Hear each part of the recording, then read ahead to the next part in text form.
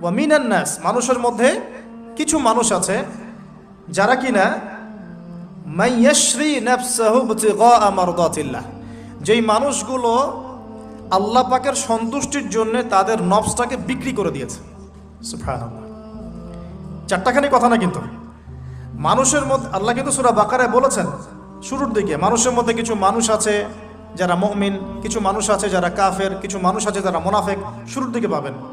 এখানে আল্লাহ পাক বলছেন মানুষের মধ্যে কিছু মানুষ আছে যারা তাদের নফসটাকে আল্লাহর সন্তুষ্টির জন্য বিক্রি করে দিয়েছে। সুবহানাল্লাহ, মানে তাদের জীবনের মূল থিমটাই হচ্ছে আল্লাহ পাকের সন্তুষ্টি অর্জন করা। কোনো কিছুকেই তারা আল্লাহর সন্তুষ্টির উপর প্রাধান্য দিবে না।